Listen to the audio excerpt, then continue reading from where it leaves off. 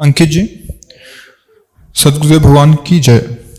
गुरुदेव भगवान, इस पापी जीव से आपकी आज्ञा का उल्लंघन बहुत बार हुआ है। कृपया करके मुझे दंड दें और ऐसा अवसर दें कि आगे से ऐसा नहीं हो। गुरुदेव, मैं हर आज्ञा का पालन करूं। किसका प्रश्न है?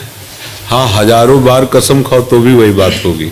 समझो, जब तक हम स्वयं सुधरना नहीं चाहेंगे तब तक हमें कोई सुधार नहीं सकता। जिसको हम जानते हैं गलती है, वो हमसे पुनः इसलिए होती है कि मानते ऊपर से गलती है, हृदय से मानते कि इसमें सुख है। अंदर की बात है ये। ऊपर से हम कहते हैं अधर्म है, पाप है, गलत है, नहीं करूंगा, नहीं करना चाहिए। और अंदर से है कि सुख है, अब तुम्हें कोई नहीं रोक सकता। हजार बार गलती मानो, फिर ऊपर हजार के ऊपर चलेगी बात। वही होगा जिस दिन आपके हृदय में ये बात आ गई कि देख लिया कहीं सुख नहीं है। अब आज से मैं नियम लेता हूं अंदर से भगवान के बल पर कि मैं ऐसी जगह नहीं जाऊंगा जहां भ्रष्ट हो जाऊं, ऐसे दृश्य नहीं देखूंगा जिससे मैं पतित हो जाऊं, ऐसा भोजन नहीं करूंगा, ऐसा संग नहीं करूंगा, और खूब नाम जप करो। तो यही सुधार है, दंड से सुधार नहीं होता। मतलब किसी को जैसे आप 3 दिन व्रत रह लो, ठीक है, 3 दिन बाद चौथे दिन जब शुरू करोगे तो 5वें दिन फिर वही रंग आ जाएगा। इससे कोई लाभ नहीं। ये तो मतलब देहाभिमान जनित ये सब बातें हैं। मूल बात को अगर समझ लोगे तो खाते पीते रहो, उचित जीवन व्यतीत करो। ये शरीर, अब जैसे हट करके आप बड़ी बढ़िया गाड़ी ले लियो और उसमें पेट्रोल मत डालो, नहीं तो आप गाड़ी रखे रहो, उससे कुछ थोड़ा होगा, उसमें डालना ही पड़ेगा। ऐसे ये गाड़ी आप नहीं हो, आपकी जीवन यात्रा है। इसमें तो भोजन समय से उचित पानी दे दो, उचित विश्राम, उचित इससे शारीरिक श्रम करवा लो, बस आप अलग रह करके रहो। ये सब हो रहा है।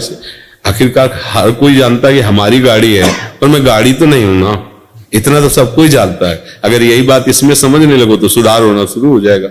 गाड़ी हमारे हाथ में ना कि हम की गाड़ी के हाथ में है, और उसकी भी एक सीमा है। उसी सीमा से चलोगे तो बच जाओगे, सीमा से तो फिर कंट्रोल आपके हाथ में नहीं रहेगा। सीमा के अंदर मतलब सिद्धांत के अंतर्गत शरीर रूपी यात्रा को चलाओ।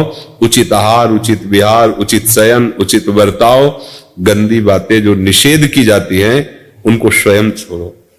जब हमारा हृदय आकर्षित होता है किसी गंदी बात के लिए तो मन हर्षित होता है। बस समझ लो कि ये हर्षित होना हमारे लिए पतन का कारण है। उसी समय बुद्धि को सशक्त रखो।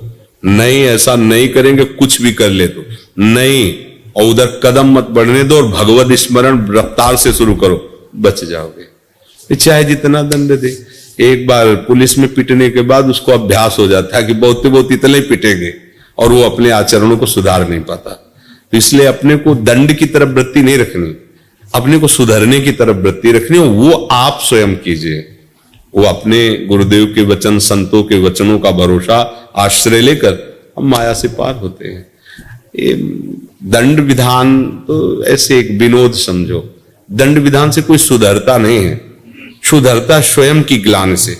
जब उसको ग्लानि होती है कि मैंने गलत किया, इतना हमें भगवान का प्यार मिल रहा है, संतों का प्यार मिल रहा है, फिर भी मैं नीच ऐसा, अब कैसे करूं, ऐसे अंदर उसकी जो पश्चाताप अग्नि जलती वो उसका सुधार करती है।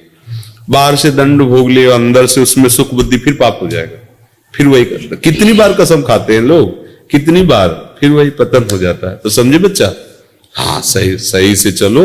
जो चीज समझते हो कि नहीं करना चाहिए, अंदर से लड़ो और वो मत करो, और नाम जप करो। कोई नशा वसा मत करो, नहीं तो नशा, आजकल नए बच्चे ये सब शराब और आपको ऐसे खिलवाड़ समझते हैं, वो बुद्धि भ्रष्ट कर देती है।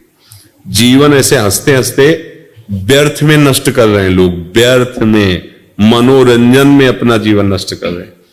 अरे देश के लिए जीवन नष्ट करो, समाज के लिए अगर जीवन व्यतीत करो, भगवान के लिए, तो जीवन का कुछ उद्देश्य समझ में आवे। ऐसे ही मनोरंजन में जीवन नष्ट कर रहे हैं।